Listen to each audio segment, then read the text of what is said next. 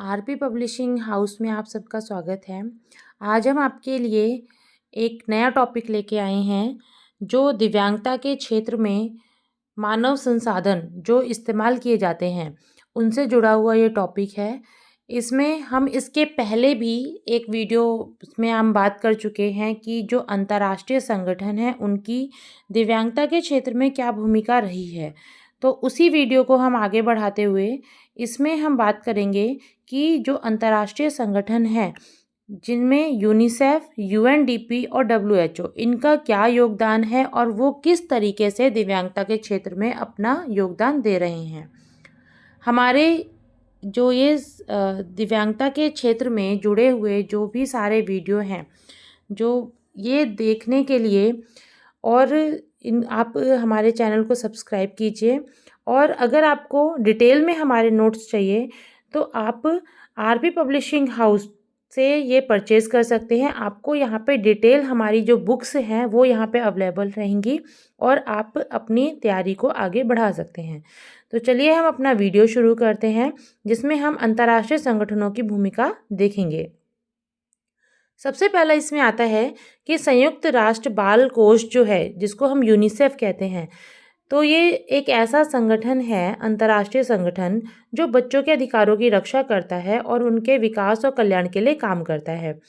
UNICEF की जो स्थापना है वो 11 दिसंबर 1946 को द्वितीय विश्व युद्ध के बाद में जो प्रभावित बच्चे थे उनकी सहायता के लिए करी गई थी, ताकि उन बच्चों को जो भी चीज़ें नहीं प्राप्त हुई हैं या फिर वो जिन चीज़ों से पीछे रह गए हैं और इस युद्ध के कारण उनके ऊपर जो संकट आया था उससे कुछ हद तक हम निकाल सकें। इसके लिए यूनिसेफ निरंतर प्रयास करता रहता है। यह संगठन संयुक्त राष्ट्र संघ का एक भाग है, एक एजेंसी के रूप में काम करता है। आज अगर हम देखें तो यूएनओ के अंदर 190 से अधिक देश सक्रिय हैं और वो लगातार शांति के लिए और बच्चों के लिए काम कर रहे हैं। इसमें हम अब देखेंगे कि यूनिसेफ जो है उसके उद्देश्य क्या हैं। यूनिसेफ के उद्देश्य हैं कि बाल अधिकारों की रक्षा करना, इसमें बच्चों के जीवन, स्वास्थ्य, शिक्षा और सुरक्षा की गारंटी दी जाती है। स्वास्थ्य एवं पोषण के लिए नवजात शिशुओं और माताओं को बेहतर स्वास्थ्य सेवाएं और पोषण प्रदान किया जाता है। शिक्षा के अंदर अगर हम बात करें तो हर बच्चे को गुणवत्तापूर्ण शिक्षा उपलब्ध कराना, विशेष रूप से लड़कियों और वंचित समुदाय के बच्चों को शिक्षा उपलब्ध कराना इसका मुख्य उद्देश्य रहा है। सुरक्षित बचपन के अंदर बाल श्रम, बाल विवाह और अन्य शोषणकारी जो प्रथाएं हैं उनके खिलाफ कार्य इसके अंदर किया जाता है।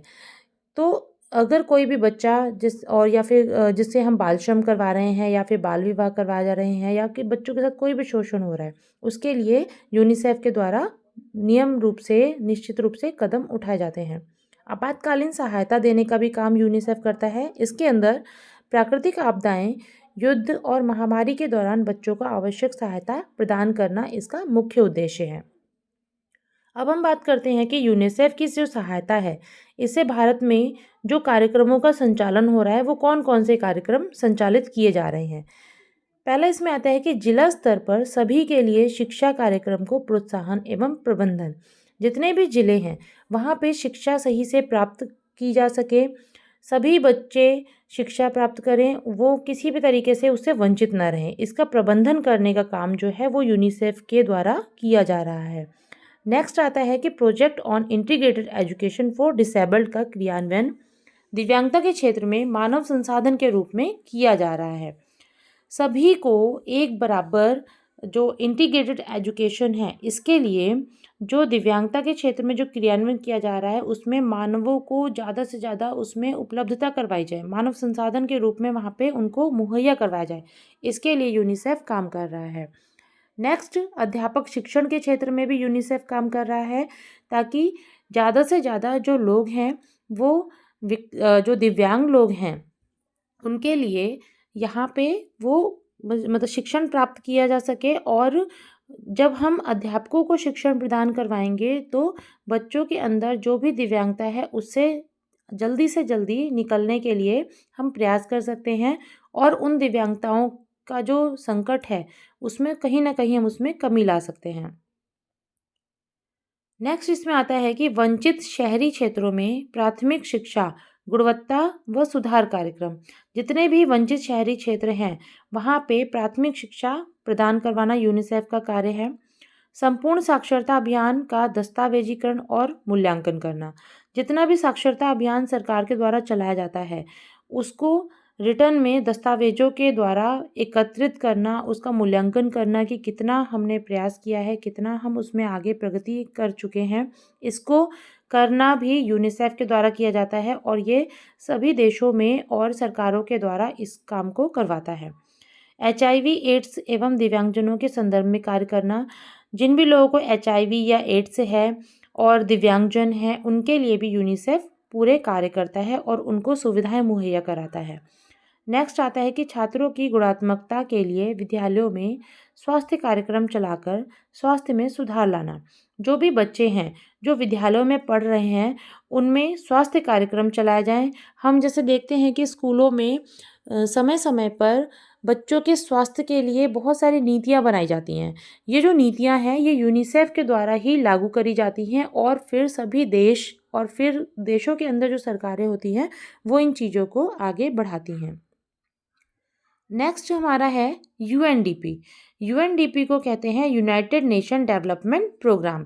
तो संयुक्त राष्ट्र विकास जो कार्यक्रम है इसमें यूएनडीपी संयुक्त राष्ट्र की एक बहुत महत्वपूर्ण एजेंसी है। इसके अंदर सतत विकास, गरीबी उन्मूलन, सुशासन और जलवायु परिवर्तन जैसे जो कार्य हैं वो किए जाते हैं। इसकी जो स्थापना है वो 1965 में हुई थी और इसका मुख्यालय न्यूयॉर्क अमेरिका में स्थित है। यूएनडीपी जो है इसमें सबसे पहले जो ये विकास करने के लिए संस्था बनाई गई थी, लेकिन अब ये शिक्षा के क्षेत्र में जो सारे जो जलवायु परिवर्तन हो रहे हैं, गरीबी उन्मूलन है और सुशासन है, उसके लिए इसका जो काम है वो बहुत महत्वपूर्ण हो जाता है और इसका जो मुख्यालय है वो अमेरिका में स्थित है। यूएनडीपी के जो उद्देश्य हैं इसमें गरीबी उन्मूलन, वैश्विक स्तर पर गरीबी को कम करना और वंचित समुदायों को आर्थिक रूप से सशक्त बनाना है। तो यूएनडीपी का सबसे पहला जो काम है वो गरीबी उन्मूलन करने का काम है और जो वंचित समुदाय हैं जिन नीतियां तो बनाई जाती है लेकिन उनको मिल नहीं पाती हैं सारी चीज़ें, तो उनको आर्थिक रूप से सशक्त बनाने का जो काम है यूएनडीपी की तरफ से किया जाता है। इसमें सतत विकास जो है सस्टेनेबल डेवलपमेंट, इसमें यूएनडीपी के द्वारा भूमिका निभाई जाती है जिसमें पर्यावरण संवेदनशील और समावेशी विकास को बढ़ावा देने का कार्य जो है वो किया जाता है। लोकतांत्रिक शासन और नीति निर्माण, इसके अंदर जो ये लोकतांत्रिक शासन है इसमें सुशासन पूर्वक एक देश के अंदर शासन चलाना, मानवाधिकारों की रक्षा करना और जो नीतियां अपनाई जाती हैं वो पारदर्शी तरीके से नीतियां अपनाई जाए, इनको लागू करने का जो काम है यूएनडीपी के द्वारा किया जाता है। जलवायु परिवर्तन और पर्यावरण सुरक्षा, इसके अंदर हरित ऊर्जा, जलवायु अनुकूलन और प्राकृतिक आपदाओं से निपटने के लिए योजनाएं बनाने का कार्य यूएनडीपी की तरफ से किया जाता है। तो हम जितना भी जलवायु परिवर्तन के जो परिणाम देख रहे हैं या जलवायु परिवर्तन के लिए जो सरकारें कदम उठा रही हैं, इसके लिए जो योजनाएं बनाने का काम जो है वो यूएनडीपी करता है। संकट प्रबंधन और पुनर्वास, इसके अंदर अगर किसी देश में युद्ध हो रहा है, कोई प्राकृतिक आपदा आ रही है या कोई भी संकट है, तो इससे प्रभावित क्षेत्रों में पुनर्निर्माण करना और सहायता करना यूएनडीपी के मुख्य उद्देश्य के रूप में आता है। अब यूएनडीपी के जो कुछ प्रमुख पहले हैं जो उसने पहल करी हैं वो उसके बारे में हम देखेंगे कि इसमें सतत विकास जो लक्ष्य हैं कि इसमें जो गोल्स डिसाइड किए गए हैं सस्टेनेबल डेवलपमेंट गोल्स, इसके अंतर्गत सबसे पहला जो इसका लक्ष्य आता है कि गरीबी उन्मूलन करना और लैंगिक समानता, कि किसी भी तरीके से लिंग का जो भेदभाव है वो ना हो, सभी लोग समान रहें, स्वच्छ जल की आपूर्ति करना, ऊर्जा और जलवायु परिवर्तन से जुड़ी योजनाएं बनाना। तो यूएनडीपी जो यूएनओ का एक अभिन्न अंग माना जाता है, उसकी एक संस्था है। ये सभी जितने भी देश हैं जो यूएनओ के जो सदस्य हैं उनके अंदर गरीबी उन्मूलन करता है, लैंगिक समानता रखता है, स्वच्छ जल, ऊर्जा और जलवायु परिवर्तन से जुड़ी योजनाएं चलाता है। मानव विकास सूचकांक जो है उसके अंदर ह्यूमन डेवलपमेंट इंडेक्स जो है वो तैयार किया जाता है, जिससे देशों की सामाजिक आर्थिक प्रगति का मूल्यांकन किया जाता है। तो ह्यूमन डेवलपमेंट इंडेक्स जो है वो हमारे देश की प्रगति के बारे में बताता है, और हर एक देश को, जितने भी देश यूएनओ के सदस्य हैं, वो ह्यूमन डेवलपमेंट इंडेक्स में ये देखते हैं कि सामाजिक रूप से प्रगति कितनी हो रही है। इसका मूल्यांकन यूएनडीपी की ओर से किया जाता है। नेक्स्ट आता है इसमें कि रोजगार और उद्यमिता को बढ़ावा देने के लिए विभिन्न देशों में विकास परियोजनाओं का संचालन करना। कि जो रोजगार चलाए जाते हैं या उद्योग चलाए जाते हैं, इसके अंदर जो विभिन्न देश हैं उसके अंदर जो विकास की जो योजनाएं हैं, परियोजनाएं हैं, उनका संचालन करने के लिए भी यूएनडीपी काम कर रहा है। अब नेक्स्ट आता है हमारा WHO, जिसको हम कहते हैं विश्व स्वास्थ्य संगठन। विश्व स्वास्थ्य संगठन जो है स्वास्थ्य के लिए संयुक्त राष्ट्र की एक विशेषज्ञ एजेंसी है। ये एक अंतर सरकारी संगठन है। इसकी जो स्थापना है 7 अप्रैल 1948 में हुई थी, और इसका मुख्यालय जो है वो जिनेवा में है। ये आमतौर पर सदस्य देशों के स्वास्थ्य मंत्रालयों के जरिए उनके साथ मिलकर काम करता है। यानी कि जितने भी देश हैं उनके जो स्वास्थ्य मंत्रालय हैं उनको ये इंस्ट्रक्शन देता है, और उनके जरिए पूरे देश के अंदर जो भी हम स्वास्थ्य से जुड़ी हुई जो सुविधाएं हम देख रहे हैं उन सभी को WHO है वो प्रदान करवाता है।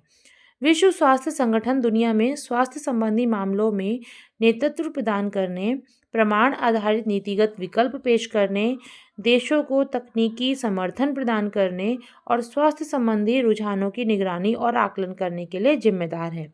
जो विश्व स्वास्थ्य संगठन है इसके अंदर जितने भी मामले हैं, जो भी कोई केस आता है या फिर जो भी समस्याएं आती हैं स्वास्थ्य से जुड़ी हुई, उनको नेतृत्व प्रदान करने का जो काम है वो WHO करता है।